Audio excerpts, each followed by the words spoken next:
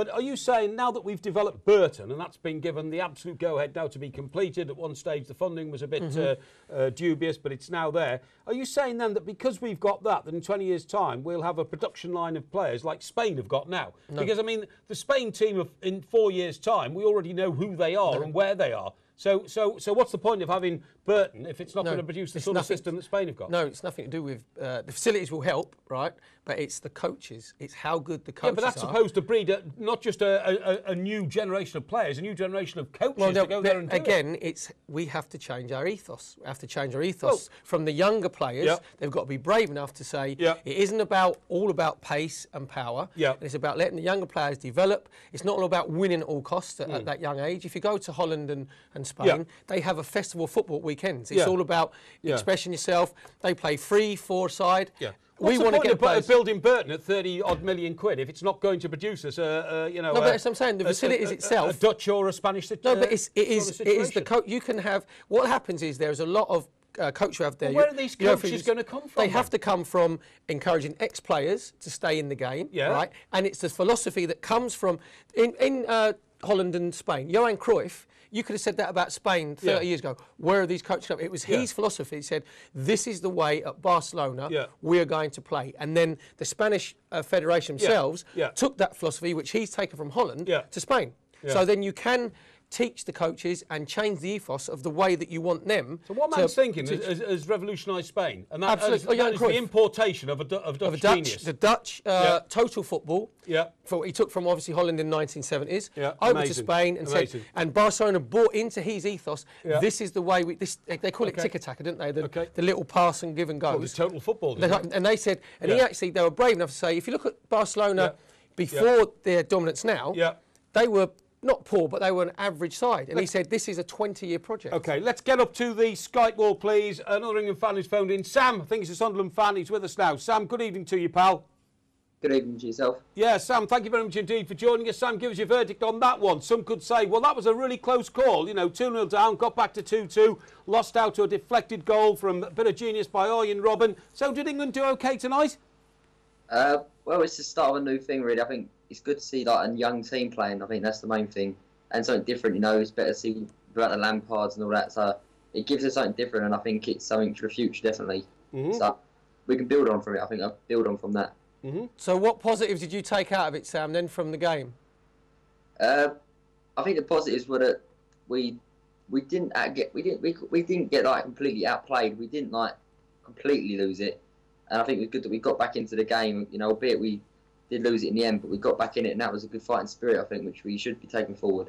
OK, what about Stuart Pearce? Just give me your reflection on him, his body language. I mean, we saw plenty of him before the game coming down the tunnel. Saw plenty of him during the game in his smart blazer on the touchline there. Very, very active and animated. Thank you. That's the word I was looking for, Parry. Thank you. Very animated during the game. And then all of a sudden, when England scored the second goal to bring back to 2-2, boom, completely stum. Was the man play acting in front of the FA hierarchy?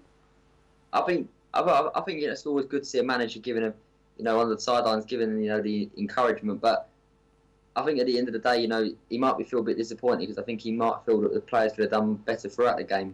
So, Perry? Getting the goal might have been the minimum that he was expected, really. What about Steven Gerrard? Do you think that he might have been a little bit too quick to get himself on the pitch because he wasn't captain? Yeah, I mean, I don't really think Gerrard should be in the England team anymore, to be fair.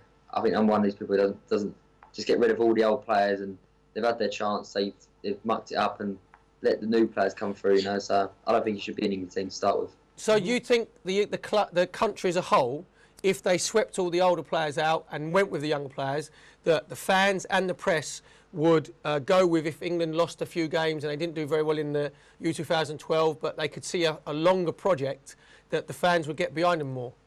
I mean, from what I've seen, from, you know, like reading on Twitter and all that, you know, people do, you know, are supporting that. They're supporting the long-term project. But like I say, I don't really see what the likes of Gerrard, Terry, Ferdinand, Lampard offer us anymore, because they haven't done it in the past. So what about you jettison those four? It's a good point. Is that jettison those four? Yeah. I'm not disagreeing with Sam at all. I think it's a great point. But you'd still have Ashley Cole and Wayne Rooney. Well, no, I'll probably get rid of Ashley Cole, and I keep Wayne Rooney in the team.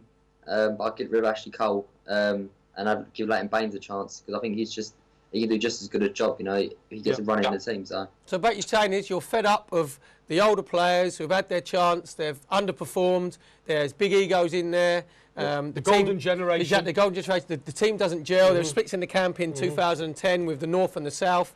The spirit's not great. So you're saying, right, new broom, sweeps clean, get the young kids in. That's a great philosophy. And we'll galvanise like a club spirit under someone like Harry Redknapp. Well, to be fair, when I saw Parker was named as captain today, I was quite pleased with that because I think for the first time in England, apart from when Beckham was captain, we've actually got someone decent who can play football and also got a good passion about him. Yeah. And you know who will give 110% every single game. So. Well, he did tonight. He had 3 tremendous blocks, which stopped Holland scoring earlier than they did. Now, Sam, I love your philosophy. I'm all there with it. I think give youth a chance is a great way to look at the future for the England football team. However, if you're going to do that, don't you need somebody like a Pep Guardiola, you know, a man who's much, much younger than Harry Redknapp, with the greatest respect to Harry, to be able to fulfil that prophecy, fulfil that vision? And who is that man in England? Well, I don't know. I'll just give it to Stuart Pearce. I think just he's. What? Give it Stuart Pearce. Sam, we was with you until Stuart Pearce. Yeah, exactly. Trust me, he will take our game back 10 years, mate. Honestly, he hasn't got the tactical know-how. He hasn't got the vision to be able to implement your plan. I mean, but then who would you have in there if who's young and everything? Who could bring in there? Do you know what? Yeah, I was talking about out there. Harry Redknapp, I think, is nailed on. It's never going to happen in a million years, right? I would love to see Ian Holloway in charge of England. Right. I would absolutely love to see him in charge of England. Right. The way that he gets the way that he gets Blackpool playing, right, and the way that they played in the Premier League last year with a championship quality of players, the expansive football, he plays 4-3-3, he gets players to express themselves, he's very good tactically, he'd be a good motivator, but it's never going to happen. But I think it would be not only brilliant on the pitch, but his press conferences would be absolutely fantastic. They would certainly liven up a bit like the special one. Yeah. I mean, what we're looking for is, we're looking for somebody who's a coach, Sam, who has the same sort of vision as you, allied to the young players. But that seems to be the problem that we've had for 2 or 3 decades, trying to find a coach who has the vision to turn great young players into potential world beaters. Well, I think England haven't got a world class, someone who can stand out from the crowd. You saw Arjen Robben today win the game. Yeah, I thought he was outstanding all night.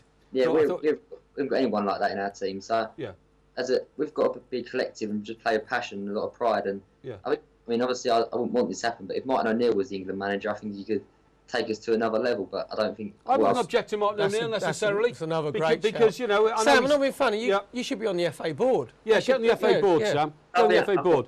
Would you ever go outside of these shores again? So we'll include Martin O'Neill in these shores because he's part of the United Kingdom. Exactly, they're British. Yeah, he's part of the United Kingdom. Would you ever go out of these shores again for a manager to represent England? I think it was a mistake when we first did it. I think it was a bigger mistake when we did it the second time. I would never, ever sanction that again.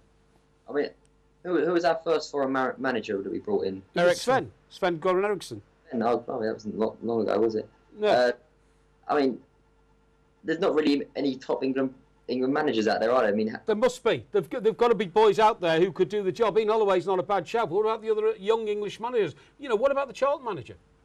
The Charlton manager, Chris Powell. Yeah, what about Chris Powell? That's probably too much of a step up from but what I'm saying is, do you not think Chris Powell will probably get promoted to manage a team in the Premiership? Maybe next season. Well, if that's the case, maybe his progression up the ranks. No, I think Chris Powell will stay at Charlton because he want to learn his trade in the Championship. Yeah. The thing with Ian Holloway is the jury was out of him because his team did it in the Championship. Yep. His team actually went and did it in the Premier League with teams who had miles more resource than what he had. Yep. And he had, and it's no disrespect to Blackpool players, he had average, apart from likes of Charlie Adam, he had an average group of players, and they nearly stayed in the Premier League by the skin of their teeth. Yeah. And it'll be just a breath of fresh air, like Sam's been coming on there and saying, like, get rid of Deadwood, let's go with the younger team. Sam, I'm very grateful to you for coming on tonight, mate. Thank you very much indeed. You made some highly intelligent points, and you've educated us here in the studio at Sports Night Live. See you up on the Skype wall again very soon.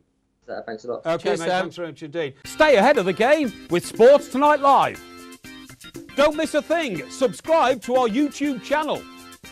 Search for Sports Tonight Live on Facebook and like our fan page. Follow Sports Tonight TV on Twitter and tweet us your thoughts and opinions. Sports Tonight Live, it's the platform for the fans.